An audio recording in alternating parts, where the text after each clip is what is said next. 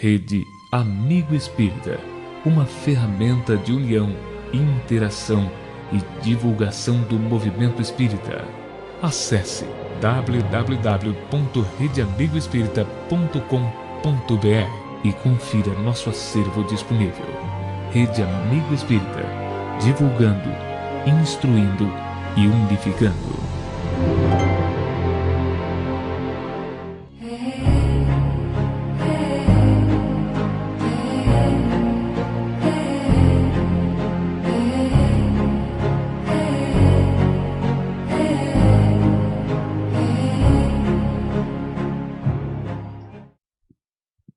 Boa noite a todos, sejamos todos bem-vindos a mais uma reunião em nossa casa, a União Espírita Cristã.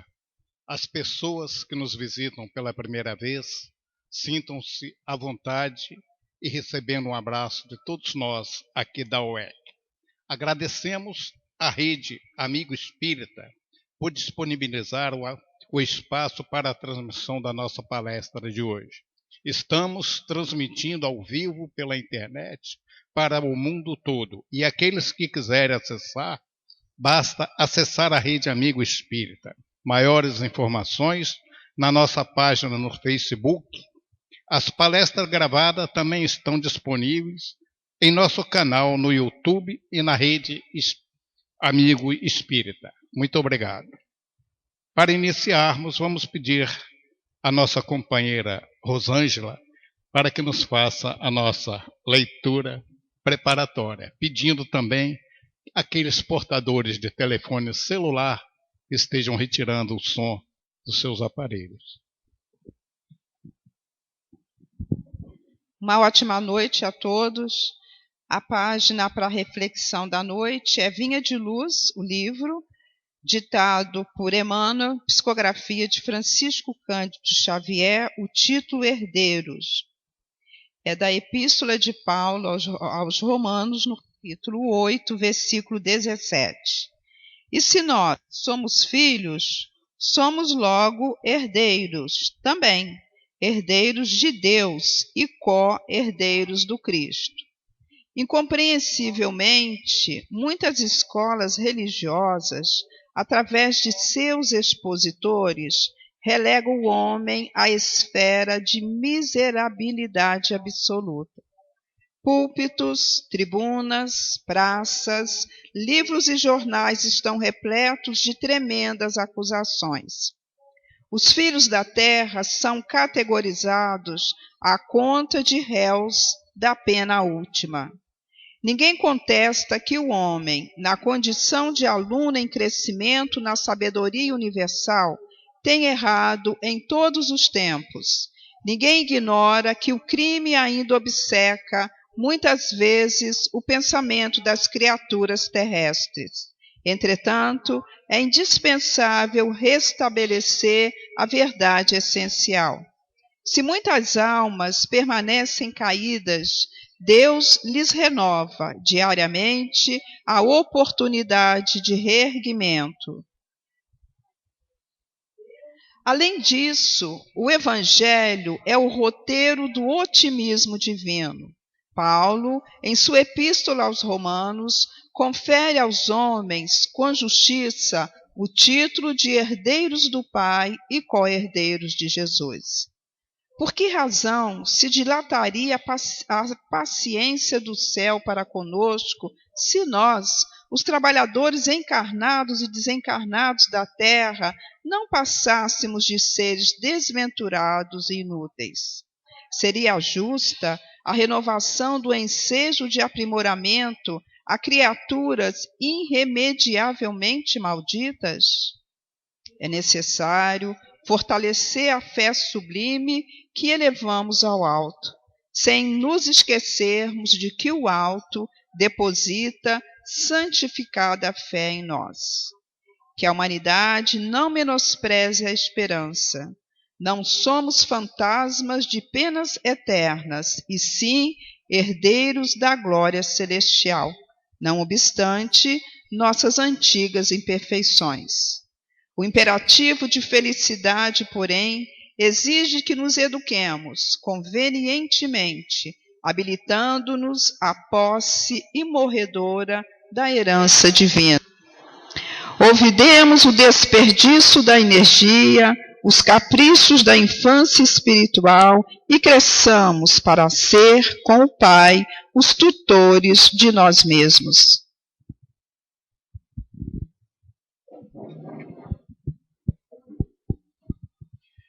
Queridos irmãos, queridos companheiros, harmonizados que estamos neste momento, coloquemos em nossa tela mental a figura do doce meigo Rabi da Galileia. Elevemos o nosso pensamento a Deus, nosso Pai, de infinito poder e bondade, e agradeçamos pelo dom da vida. Agradeçamos ao Divino Mestre Jesus a oportunidade que temos de estarmos frequentando essa escola de vida que é o nosso planeta Terra. Agradeçamos a Jesus podermos estar aqui neste momento reunidos para ouvirmos falar do seu Evangelho. Peçamos aos nossos mentores espirituais, aos benfeitores espirituais de nossa casa, ao nosso patrono, Dr. Adolfo Bezerra de Menezes, e sua equipe, que esteja intuindo e amparando o nosso palestrante da noite, e que nós possamos estar com a mente aberta, a fim de captarmos tudo aquilo que nos for passado e estarmos usando em nossa vida cotidiana. Que o Divino Mestre Jesus, a querida Mãe Maria de Nazaré, continue conosco, hoje, agora e sempre. Que assim seja. O nosso palestrante da noite é o nosso companheiro e amigo Hélio Tinoco, do grupo da Fraternidade Espírita Jerônimo Ribeiro e também aqui da UEC. E nos traz o tema Provando a Reencarnação. À vontade, Hélio.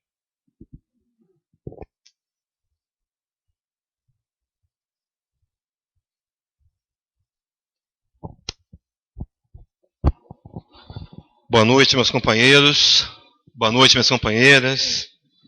Boa noite especial para os nossos internautas que nos assistem através da Rede Amigo Espírita.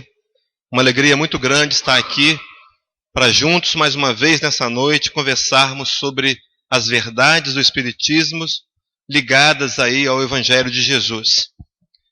É importante ressaltarmos aqui, explicarmos que alguns dos companheiros, por certo, vieram atendendo a um convite diferente.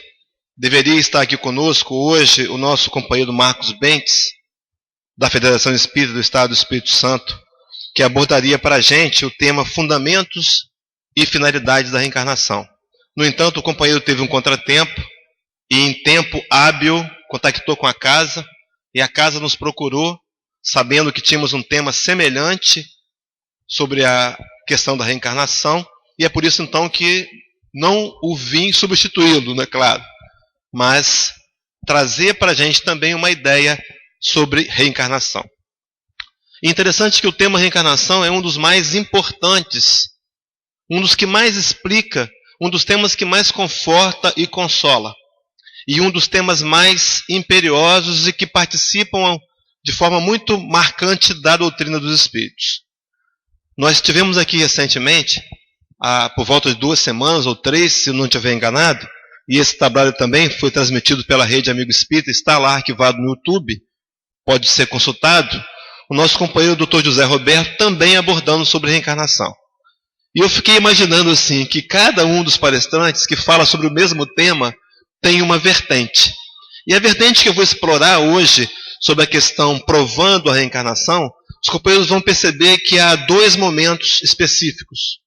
O primeiro deles, eu vou trazer do Evangelho de Jesus, do Evangelho registrado no Novo Testamento, pelos evangelistas, nas nossas Bíblias convencionais, 3 passagens que vão demonstrar Jesus falando sobre reencarnação.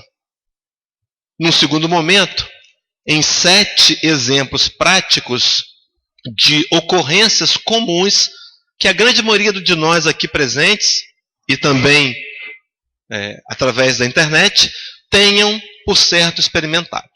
Então a ideia aqui é provar que reencarnação é algo real, uma lei verdadeira.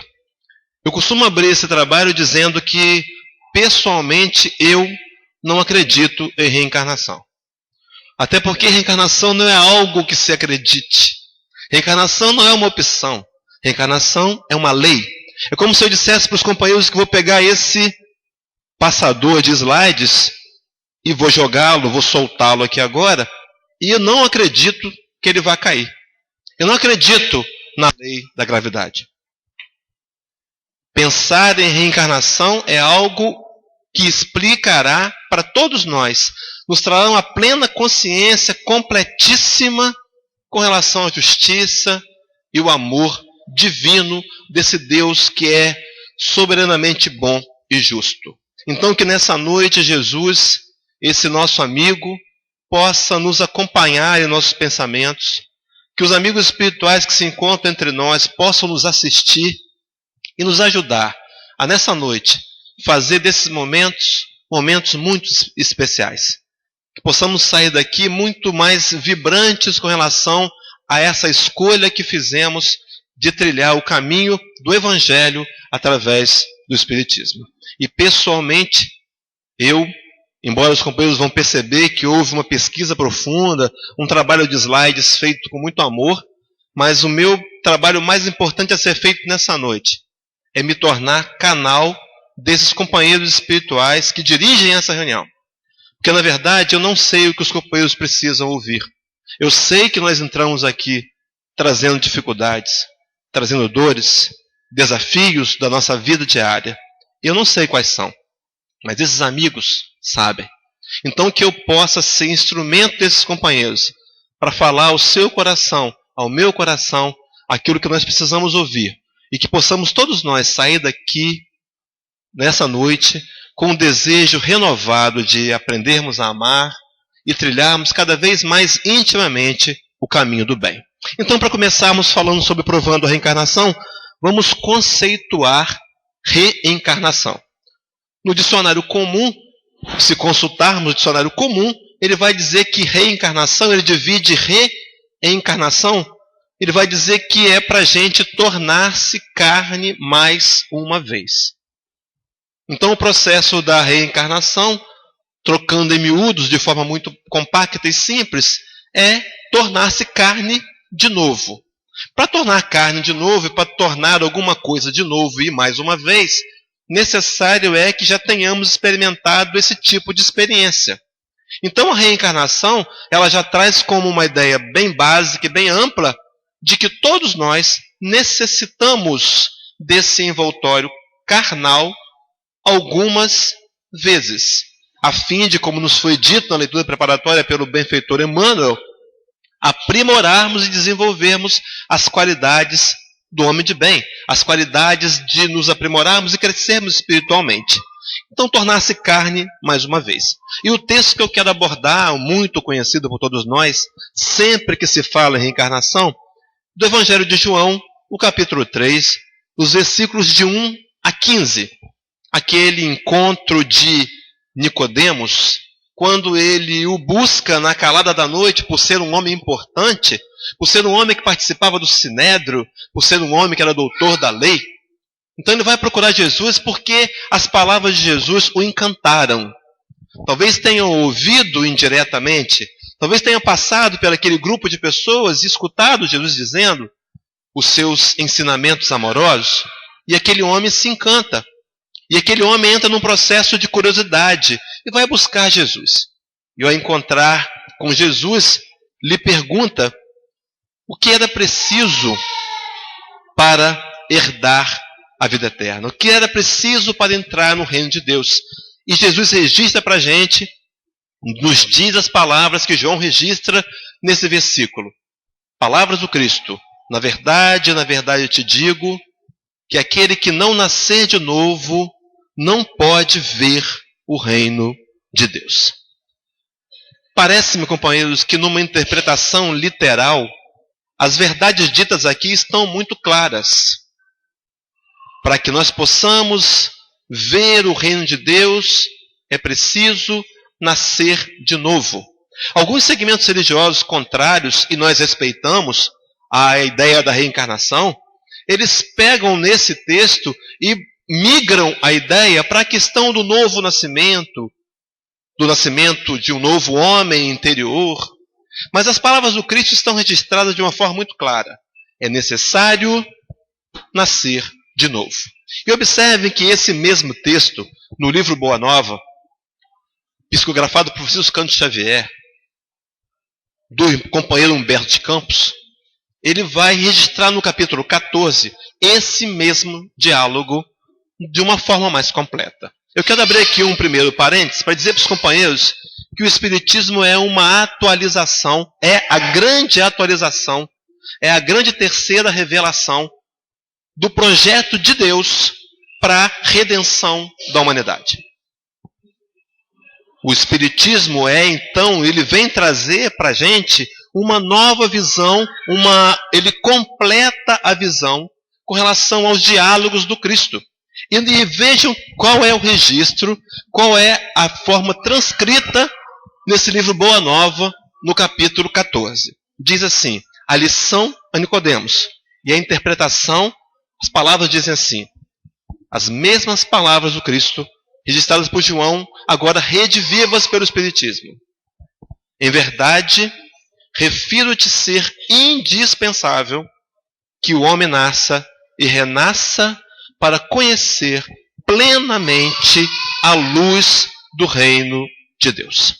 Então, dessa forma, nós podemos entender aqueles versículos de Jesus, escritos por João, numa forma muito mais profunda. É necessário nascer e renascer para que o homem possa conhecer plenamente a luz do reino de Deus. Entendido dessa forma, nós podemos nos aprofundar na questão da reencarnação quando analisamos o Livro dos Espíritos, na sua introdução, o Item 4, quando nos diz que Deus é eternamente, que Deus é eterno, que Deus é imutável, imaterial, único, onipotente e soberanamente justo e bom.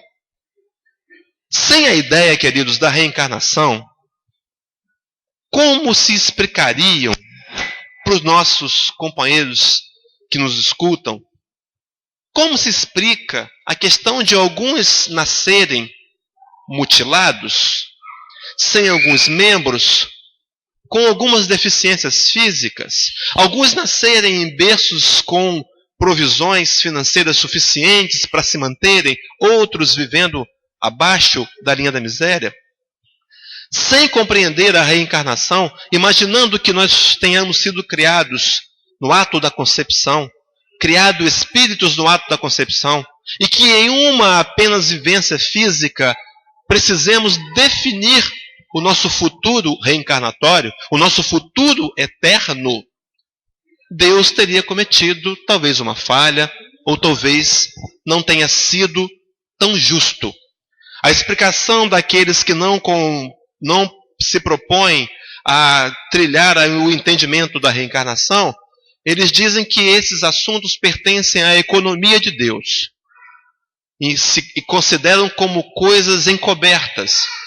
E citam Deuteronômio 31, versículo 31, que registra que as coisas encobertas são para o Senhor, nosso Deus. Mas será que de fato é assim? Vamos evoluir nesse nosso estudo. E eu queria linkar aqui a ideia da ressurreição. Os judeus, e isso está no Novo Testamento, no Evangelho, acreditavam na ideia da ressurreição. O significado de ressurreição é o ato ou efeito de ressurgir. Observem que há cerca de 2000 anos atrás, quando aquela civilização ainda se encontrava limitada, tanto intelectualmente como moralmente, poucos eram aqueles que tinham acesso à cultura, à leitura, às informações. Éramos ainda muito que bárbaros, ainda predominava as conquistas pela força. Imagina que se nós fôssemos compreender e tentar explicar ressurreição e reencarnação, talvez causasse ali uma confusão, um entendimento não muito claro. Mas eu quero dizer para os companheiros que ressurreição, segundo o Evangelho segundo o Espiritismo, capítulo 4, item 4, aonde aborda o tema ressurreição e reencarnação, o texto diz assim: a reencarnação fazia parte dos dogmas dos judeus, sob o nome de ressurreição. Vamos nos deter aqui alguns minutos, companheiros. Na verdade, o que registrava os evangelhos falava sobre reencarnação, mas usava-se o termo ressurreição. Se nós pegarmos todos os evangelhos, os 4 evangelhos sinópticos, e analisarmos essas passagens isoladas ou em conjunto, perceberemos que se substituirmos as palavras ressurreição por reencarnação, elas terão uma ideia muito mais completa. Eu trouxe aqui um exemplo para nós percebermos aqueles dizeres dos espíritos superiores que citavam em algumas passagens do Livro dos Espíritos, em tantas outras, a nossa limitação linguística. Por exemplo, vou dar um exemplo bem básico que nós conhecemos, todo mundo conhece aí esse monumento, visitado anualmente por 60 milhões de pessoas, a Torre Eiffel, lá em Paris. Coloquei-o aí para trazer um exemplo que nós conhecemos. Os companheiros já escutaram dizer que os franceses não gostam de banho? Já ouviram isso? Já ouvimos, não é? Eu queria dizer que é uma meia-verdade.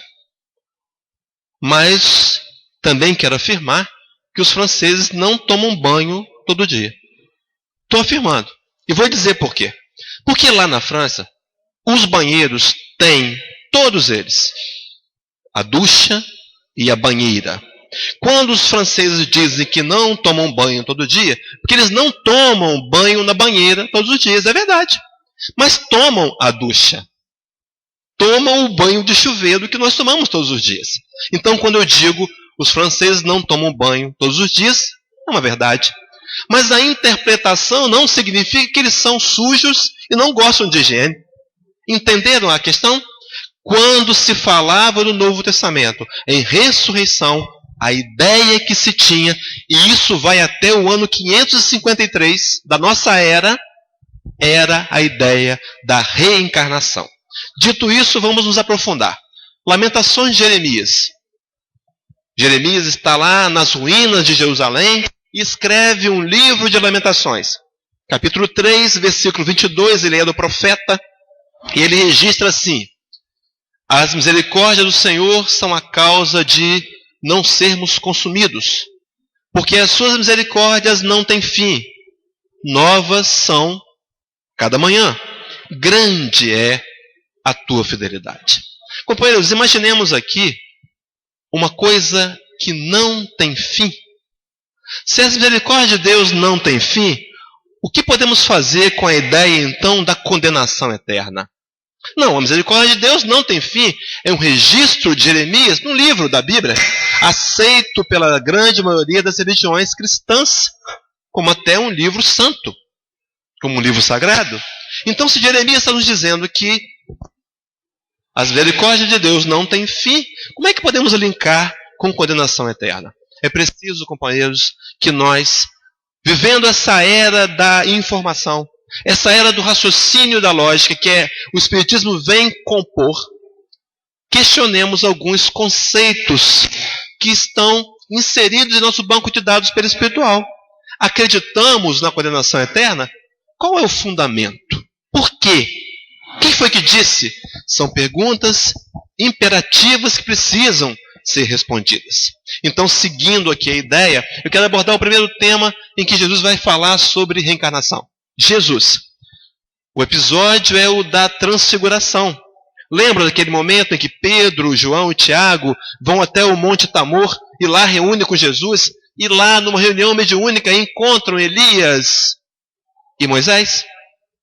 Naquele momento, Pedro se enche de emoção e propõe a Jesus construir ali 3 tendas para que eles nunca mais saíssem dali.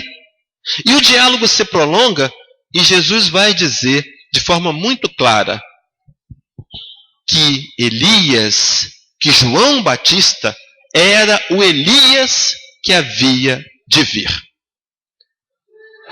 Capítulo 4, Evangelho segundo o Espiritismo, item 4, vou ler na íntegra. A reencarnação é a volta da alma ou o espírito à vida corpórea, mas em outro corpo especialmente formado para ele e que nada tem de comum com o antigo. A palavra ressurreição podia assim aplicar-se a Lázaro, mas não a Elias, nem aos outros profetas. Se, portanto, segundo a crença deles, João Batista era Elias, o corpo de João não podia ser o de Elias, pois que João fora visto criança e seus pais eram conhecidos. João, pois, podia ser Elias reencarnado, porém não ressuscitado. Novo Testamento, Bíblia comum, que todos nós temos acesso. Jesus se referindo a Elias como reencarnação, a João Batista como reencarnação de Elias. O nosso tempo é curto, não dá para a gente explicar muito, mas eu vou só me delongar num fato interessante. Os companheiros lembram do episódio em que Elias desafia os profetas de Baal? São 450 profetas de Baal. E Elias diz, olha, vamos fazer o seguinte, colocar aqui 2 novilhos, uma fogueira. Os profetas de Baal oram, pedem a Baal que desça fogo do céu. Se descer fogo do céu, professaremos que Baal é Deus. Mas se eles não conseguirem, eu conseguir, diremos que Jeová é Deus. E assim fizeram. E os profetas de Baal passaram dias num ritual cansativo, desgastante, e não descia nenhum fogo do céu. A palavra foi passada a Elias, ele pede aos seus servos que molhem ainda o bezerro, faz uma prece, e Deus, Jeová, manda um raio, e tudo é consumido, inclusive o altar e o que estava em redor. E aqueles homens então se rendem à crença do Deus único, à crença em Jeová.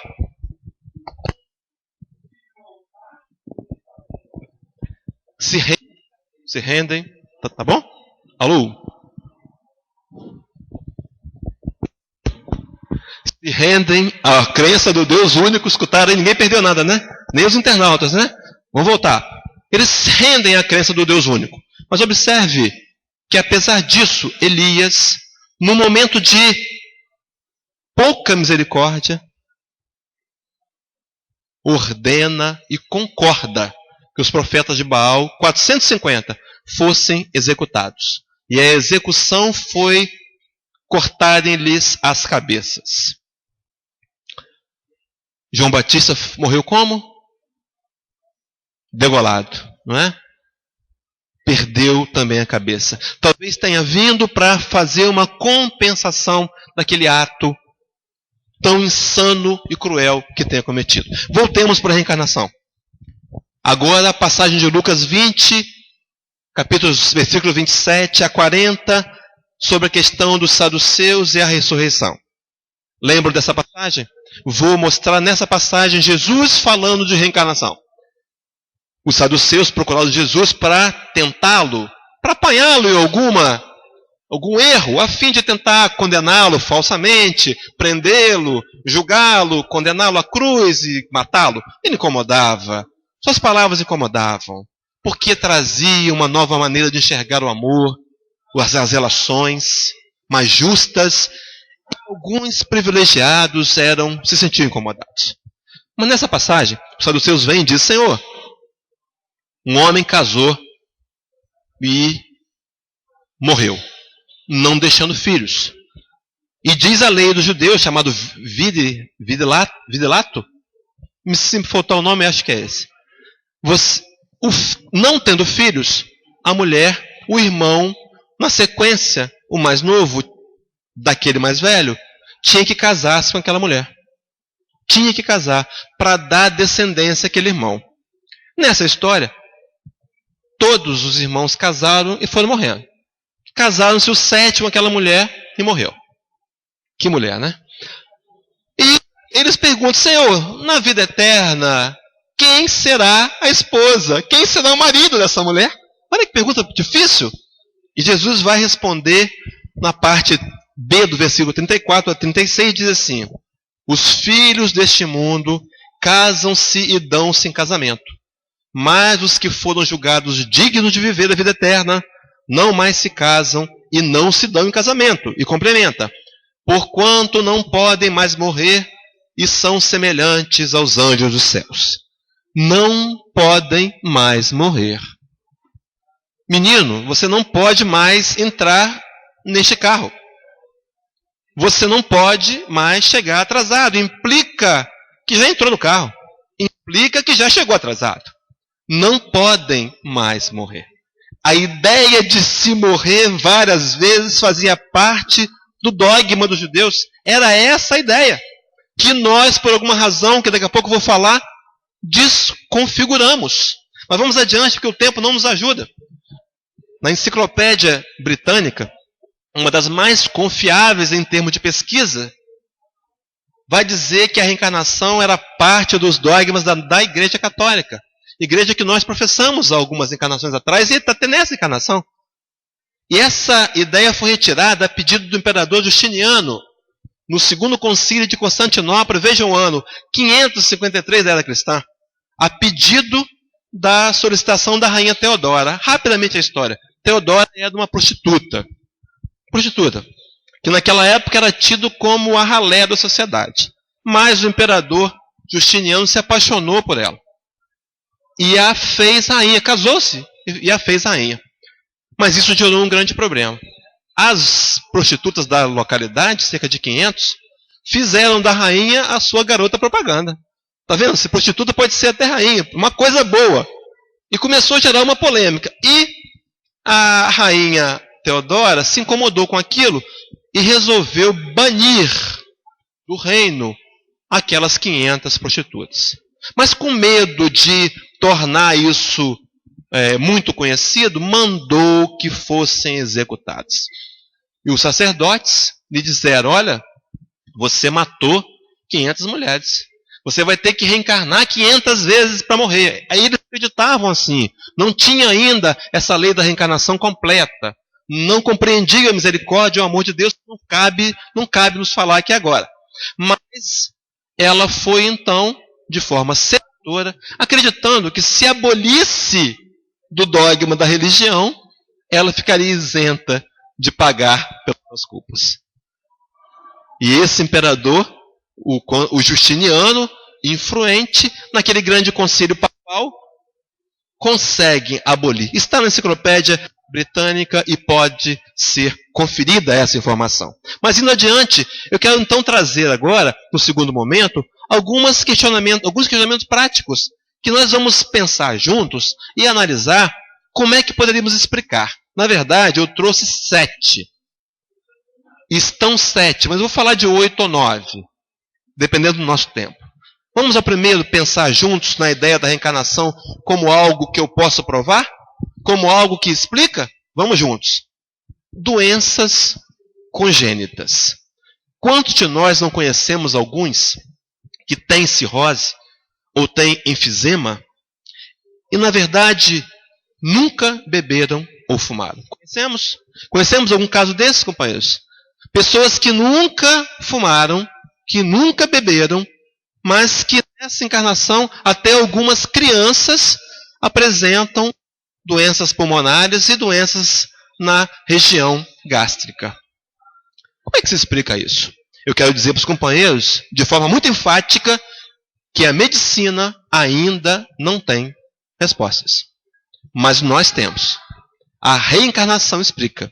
Pessoas que em encarnações passadas usaram mal, abusaram da bebida ou do fumo, do tabaco, e lesaram de certa forma, inconsciente ou consciente, o seu órgão físico, migrando também essa lesão para o perispírito, agora precisam, num processo de cura e reparação, reencarnarem e terem essas doenças. Companheiros, eu não estou forçando a barra e nem quero. O Espiritismo é uma ciência de estudo. Kardec dizia na introdução que precisa de seriedade, recolhimento, para compreendermos isso. Esse é o primeiro. Mas vamos a mais um. Vamos ao sexto, ao segundo, sexto de trás para frente. Alguns aromas e sabores. Algumas vezes nós chegamos em algum lugar e debaixo de um pé de árvore e sentimos um cheiro, talvez de uma manga, e aquele cheiro nos reporta a um sentimento. Já sentiram isso? Uma sensação boa ou até ruim. O cheiro. Eu como alguma coisa que eu nunca tinha comido e gosto tanto. E não só do sabor, não só do aroma, mas aquilo me traz uma sensação de um sentimento. Talvez um bom ou talvez um ruim. Aí nós perguntaríamos aos companheiros, como é que isso se explica? Se eu nunca vi aquela fruta, se eu nunca tinha comido ainda, de onde vem esse registro? Será que esse registro ele vem dos meus contatos com aquela emoção linkada, formando uma espécie de âncora com aquele sentimento? Uma âncora aqui trabalhando a questão da programação neurolinguística? Explica a encarnação? Em vidas passadas, morei numa casa que tinha um pé de manga e meus pais me levavam para brincar ali, eram momentos felizes, e agora adulto eu chego embaixo de um pé de manga e eu tenho uma lembrança emocional de um registro linkado então com vidas passadas. Se não fosse assim, pergunto eu aos companheiros, como nós explicaremos? Vamos a mais um? Esse muito conhecido, a questão do déjà vu. Lembrando de novo nossos irmãos franceses, sempre muito limpos e cheirosos, pelo menos os que eu conheço. Déjà vu. Aquele termo que é uma expressão da língua francesa que significa literalmente já visto. Sensação de que já esteve naquele lugar antes ou de já ter visto alguma pessoa sem se lembrar de onde. Já passaram por isso? Passamos por isso? Conhecemos alguém que já passaram por isso? É muito comum. Na verdade, há dois tipos de déjà vu. Déjà vus, se é que pode colocar no plural. Um deles pode ser uma questão de memória. Você entrou em determinado lugar, viu alguma coisa e pode ter um esquecimento súbito. E quando você vê de novo, você pensa que já viu em algum momento. Mas a grande maioria das vezes eles estão ligados a esse registro. Chegamos numa cidade que nunca vimos. Nunca fomos. E a sensação de já ter estado ali. Vemos algumas pessoas e temos por elas, vou abordar daqui a pouco isso, logo um sentimento, bom ou ruim. Como é que se explica o déjà vu? Onde está? De onde vem essa lembrança? Mas se eu nunca fui lá, o meu cérebro físico não pode ter tido esse registro. Ah, foi um filme que eu assisti? Pode ser. Uma coincidência muito grande. Os detalhes, algumas situações. Então o déjà vu ele é plenamente explicável quando eu insiro na sua compreensão a questão da reencarnação. E não quero aqui forçar a barra. Estou forçando, companheiros? Penso que não, mas vamos adiante. Vamos a esse quarto aqui item. Antipatias ou simpatias inatas. Sim, uma reação espontânea. Olhamos para alguém que nunca vimos e até dizemos assim, o meu anjo de guarda não combinou com o dele. Por quê? Eu nunca vi aquele companheiro, nunca me fez nada. De longe eu já penso, esse cara não deve ser boa bisca. Lógico que eu estou aqui dando um exemplo. Nós espíritas estamos procurando não pensar assim, mas de vez em quando pensamos, porque espíritas não são perfeitos, estão num processo de aperfeiçoamento. Mas enfim, e aqueles que nós olhamos e nos simpatizamos de cara? Olhamos para ele e, nossa, sentimos uma amizade, parece que já o conhecíamos, e dizemos isso. Nossa, parece que já te conhecia. Não é? E não é aquelas paquera barata não, né? É a verdade. Parece que eu já te conheci de algum lugar. De onde podemos explicar isso, companheiros? De onde vem essa emoção? De onde vem essa sensação? A doutrina espírita, através da reencarnação, nos explica. Vamos a mais um, agora o quinto, de trás para frente. Soluções novas e repentinas diante dos desafios. Essa alguns de nós já experimentamos. Vou dar um exemplo. Nunca dirigi um caminhão, mas estou viajando com meu carro pela estrada e tem lá um caminhão parado no meio da estrada, o motorista passou mal. Nunca dirigi um caminhão, mas alguém precisa tirar aquele caminhão, porque vai vir mais carros, vai ser perigoso aquele caminhão ali. E eu, de ímpeto, entro naquele caminhão e dirijo o caminhão. Já passaram por isso? Já fizeram coisas que nunca tinham feito? Para os homens, na cozinha, você quer agradar a mulher, vai para a cozinha e dá certo. Como é que pode? Não tinha feito, deu certo? Como é que aquele arroz ficou soltinho? De onde vêm essas informações? Se não de um banco de registros interno no meu espírito imortal. Não na minha personalidade atual, mas no meu espírito imortal. Fica explicado então dessa forma. Esses repentinos, essas soluções diante de novos desafios. Mais um, o sexto e segundo de trás para frente. Talentos precoces e inatos. Recentemente eu vi o programa fantástico da Rede Globo, e aqui não vai nenhuma propaganda da Rede Globo, tá, companheiros? A gente não faz propaganda de ninguém, né? Só da Rede Amigo Espírita. A gente faz porque está transmitindo a gente. Mas é verdade, lá é bom. Quem quiser consultar, tem mais de 4.000 vídeos para serem assistidos. Mas voltando aqui ao assunto. Talentos precoces. Passou na televisão o garotinho de 4 anos. 4 anos. Os dedinhos pequenininhos. Sentou no piano e tocava Beethoven. Os companheiros viram isso? Todo mundo viu aqui? Tá na internet. Como é que se explica isso? Esse garoto implantaram um chip musical nele? Não foi. Ainda não tem. Nem sei se vai ter. Né? A gente teve um caso recente aqui no Espírito Santo, aqui em Vila Velha, em Vitória. Esse rapaz aí chamado Rony Chagas, tinha 19 anos na época, ficou conhecido como o pedreiro pianista. Estava trabalhando numa construção, numa casa que tinha um piano. Na hora do almoço, ele viu o piano, pediu para a dona: posso tocar um pouquinho?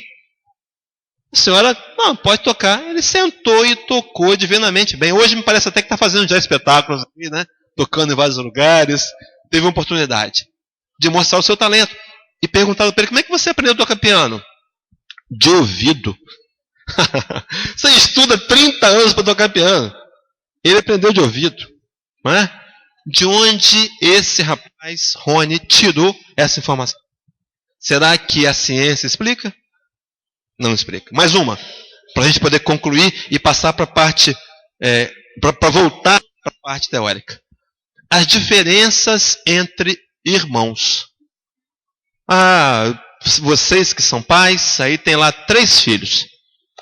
Tudo diferente, né? Mas aí você explica assim: não, sabe por quê? Que o primeiro eu fui mais rígido, ele aprendeu melhor. Isso se o último for mais bagunceiro. Se for inverso, você inverte o diálogo, né? O primeiro eu soltei, agora eu estou mais rígido. Tá. E quando são gêmeos? Nasceram no mesmo dia. Receberam a mesma educação. E são diferentes. Agem diferentes. Como é que se explica isso se forem espíritos criados naquele mesmo momento? Deveriam ser iguais. Os companheiros concordam comigo? É a teoria de Adolf Hitler, quando queria criar a raça ariana, um exército de homens iguais. Não conseguiu. Não se consegue. Por quê, companheiros? Que são espíritos diferentes, que precisam nascer juntos numa missão de entendimento, ou numa missão de divulgação, de ampliação, de servir. Enfim, não é o assunto. Mas como é que a ciência explica isso? Não explica. O Espiritismo, através da compreensão mais ampla da lei de reencarnação, isso se torna prova, nos mostra muito claro que há essa possibilidade. Coloquei uns pontinhos aqui, que podia abordar, por exemplo, a experiência de quase morte.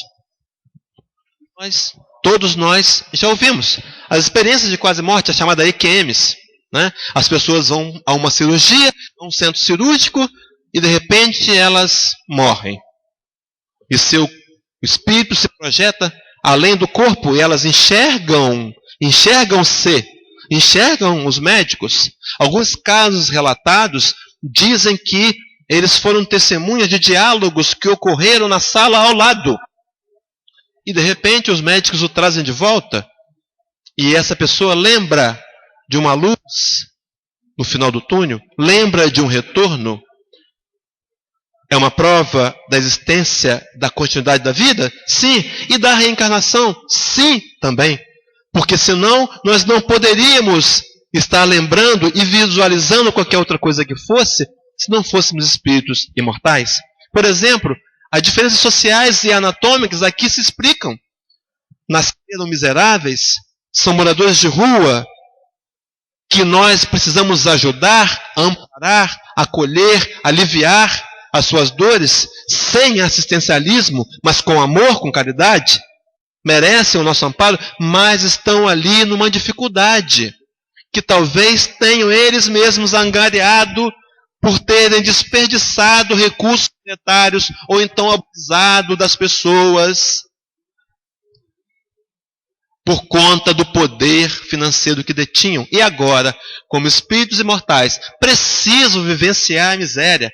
Sabe para quê? Não uma vingança de Deus, não. Resultado, para angariarem no seu banco de dados perispiritual as noções de miséria, para terem recursos para de uma outra feita poderem utilizar do bem material como um instrumento de permuta de amor.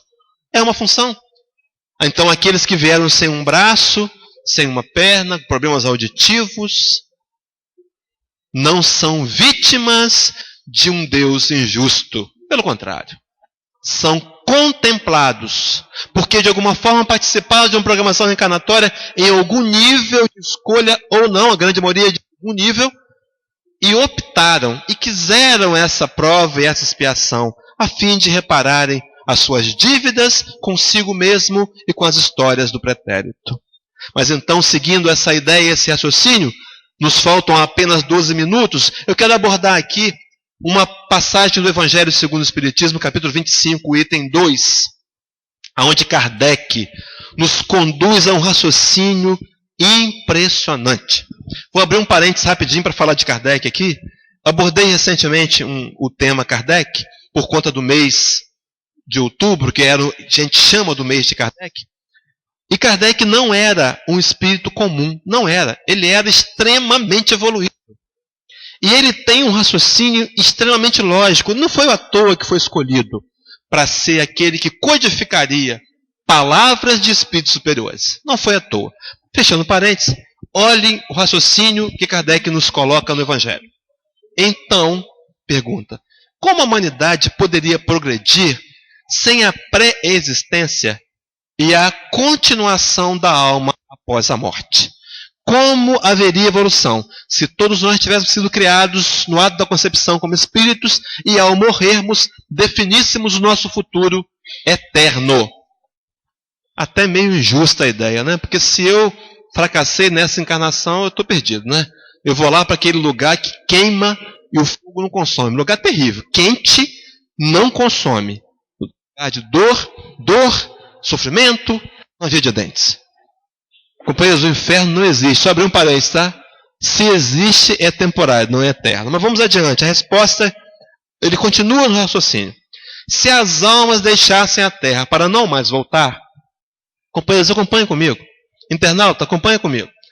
A humanidade renovar-se-ia apenas com seres primitivos, que teriam tudo a fazer e tudo a aprender. Não haveria razão, portanto, para que o homem de hoje fosse mais evoluído do que nos primeiros tempos do mundo, já que a cada nascimento, todo o trabalho intelectual precisaria recomeçar. Pelo contrário, retornando com o progresso obtido e adquirindo alguma experiência a mais a cada retorno, a alma passará gradualmente do estado de selvagem à civilização material e, deste modo, à civilização moral. Imagina que nós estivéssemos ainda aí toda vez que nascêssemos aqui numa nova geração, tendo que reinventar a roda e descobrir o fogo. Mas, para a gente começar a pensar em terminar, eu queria propor aqui uma palavra, talvez nova para alguns que não assistiram ainda essa palestra, chamada reencarnação. Já ouviram? É um termo que eu tomei a liberdade de criar. Reencarnação. A proposta de nós, nessa vida, nesse momento reencarnatório, renovar, realinhar os meus conceitos com os conceitos de Jesus. Companheiros, em inúmeras oportunidades, já tivemos diante do Evangelho do Cristo e não o compreendemos. Não tínhamos capacidade moral e intelectual de compreendê-los. E algumas vezes nós o negamos voluntariamente. E algumas vezes, em nome de interesses mesquinhos e puramente absolutistas, puramente materiais, nós cedemos e nos vendemos em nome do poder e da ganância. Mas nessa encarnação, habilitados que estamos a encarnar nesse orbe de regeneração, nos seus primeiros momentos de regeneração, esse é assunto para uma outra palestra, nós precisamos olhar para nós mesmos e reavaliar os nossos conceitos e nossas crenças e percebermos para onde estamos caminhando. É preciso que eu pense e me reencarnar nessa própria história atual. Paulo de Tarso, quando escreve aos Coríntios, capítulo 5, versículo 17, da sua segunda carta, ele nos diz assim: assim que se alguém está em Cristo, nova criatura é. As coisas velhas já passaram, eis que tudo se fez novo. Companheiro, isso aqui dava um questionamento longo. Aquele que está em Cristo, nova criatura é. Qual tem sido a minha relação com o Cristo? Emmanuel, no livro Vinha de Luz, em alguma de suas lições, não me recordo agora, ele vai nos dizer que nós, a atual humanidade, já conseguimos descrucificar o Cristo. O que está faltando é essa geração, nós mesmos, entronizá-los em nosso coração. Colocar Jesus no trono da minha vida, no meu reino pessoal.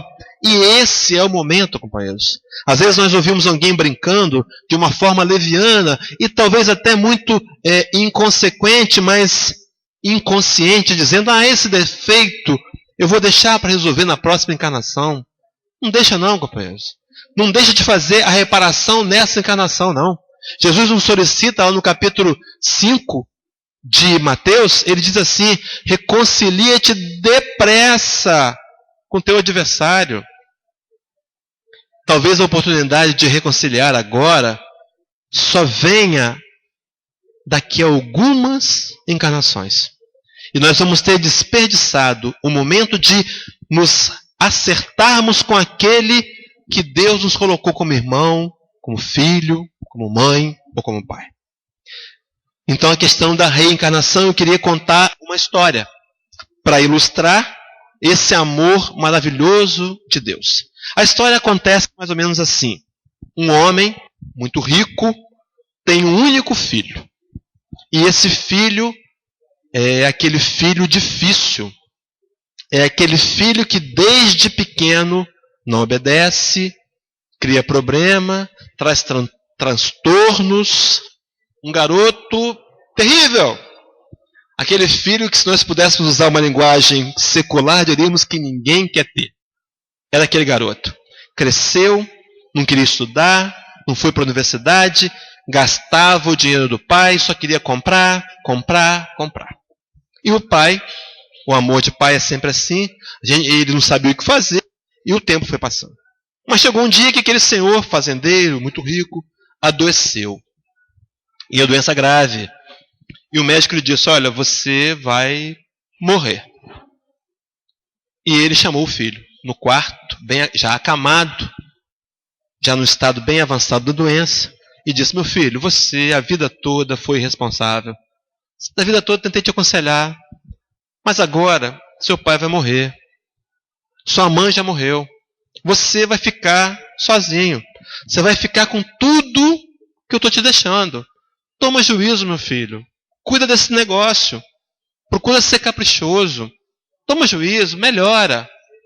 E o filho baixou a cabeça, mas não muito resoluto em atender o pai. Mas o pai lhe disse: meu filho, faz o seguinte, abre aquela janela para mim. E o pai abriu uma janela e ele mostrou um galpão. Meu filho, está vendo aquele galpão? Estou vendo, papai. As portas estão lacradas. Se um dia, por alguma razão, você perder tudo que eu estou deixando para você, você abre esse galpão? Promete? E o filho falou: prometo, papai. E não foi praga de pai, era conhecimento, sabedoria. Passado 10 anos, o pai morreu. 10 anos depois, encontramos esse jovem sentado na porta, na calçada, cabeça baixa, esperando o oficial de justiça vir penhorar a fazenda, o que tinha restado. E ele, muito triste, ele olha para o galpão, cabeça baixa, vê o galpão, lembra-se do pai e resolve então fazer o que o pai tinha proposto. Abre aquele cadeado, quebra e entra naquele recinto. E o que ele encontra? Uma forca. Uma claraboia no teto, um ambiente empoeirado, escuro, uma claraboia com lâmpadas, com luz solar que entrava pelaquela claraboia e uma forca. E aquele rapaz pensa: meu pai tem razão. Minha vida, eu desperdicei minha vida, não tem jeito para mim. E eu nunca obedeci meu pai, mas agora eu vou seguir o conselho dele. Eu vou tirar a minha vida. E subiu naquela forca, subiu no cadafalso, colocou a corda no pescoço, empurrou o cadafalso e caiu. Mas, de forma planejada, a madeira daquela forca era bem apodrecida, bem frágil. E a forca quebra. Aquele rapaz cai no chão. E sobre ele começam a cair moedas de ouro, joias, algumas cédulas de euro ou dólar. Aquele pai tinha uma visão. Escrituras de imóveis que ele não conhecia. E aquele filho consegue perceber, na atitude daquele pai, uma segunda chance.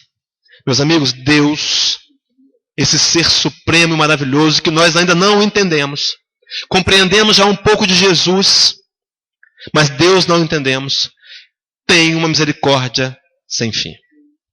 E quer nos dar a cada momento uma nova oportunidade para começarmos de novo. Se a minha história do ontem me é pesada, se eu entrei pelaquela porta trazendo ressentimentos, remorso, culpa, eu preciso deixar aqui e levar comigo a compaixão e o amor divino. Que, segundo Pedro, na sua carta, diz que o amor cobre uma multidão de pecados. Uma frase que diz assim: nós não podemos voltar ao passado para reparar os nossos erros, mas podemos hoje começar a reparar os nossos erros do passado. Chico Xavier disse certa vez, uma das suas frases de inúmeras que entrou para a história, ele dizia que ninguém pode voltar atrás e fazer um novo começo. Mas qualquer um pode começar agora e fazer um novo fim. E vou deixar na tela para encerrar. Caminho, Verdade e Vida, lição 112, Emmanuel nos diz que a encarnação, a reencarnação, é a dádiva suprema de começar outra vez. Que Jesus nos ampare, nos abençoe e transforme os ensinamentos dessa noite. E transforme essa noite em algo extremamente especial nas nossas vidas. Que assim seja.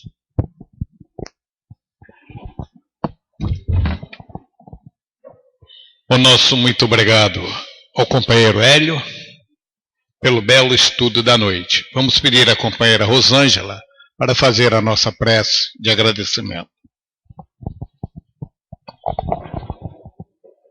Pai nosso, Senhor de nossas vidas, Criador nosso, deste imenso universo do qual nem fazemos ideia, mas que temos a certeza que nos proporciona todas as oportunidades para o nosso acerto, para que possamos cumprir o que descumprimos, na certeza de que é através de conhecer Jesus, de senti-lo, de entronizá-lo na nossa vida, é que acharemos esse caminho.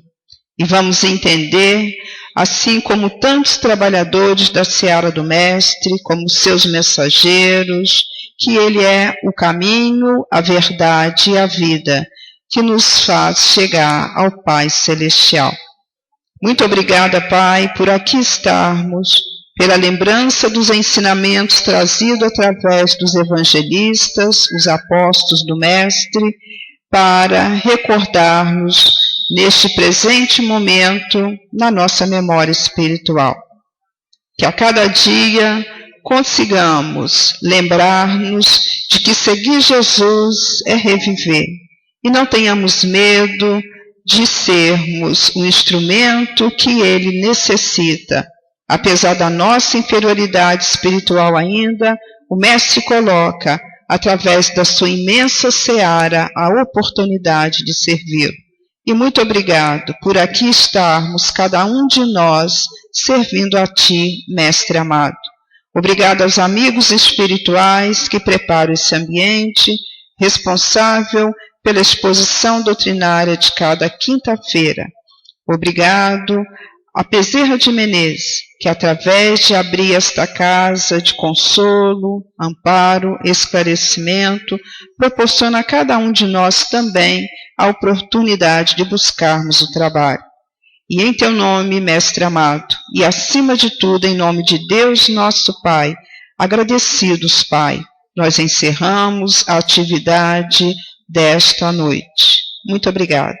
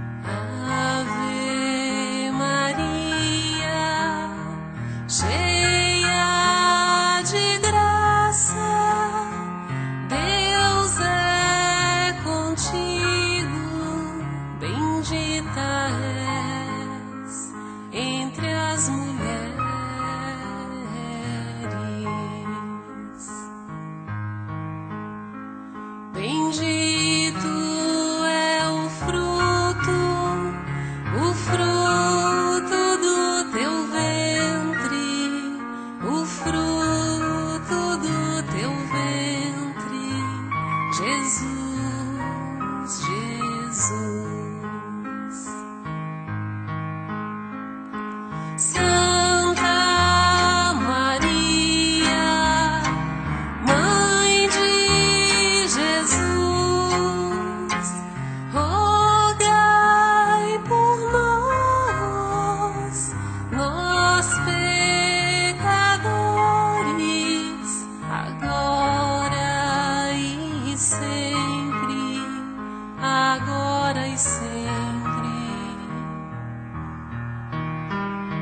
So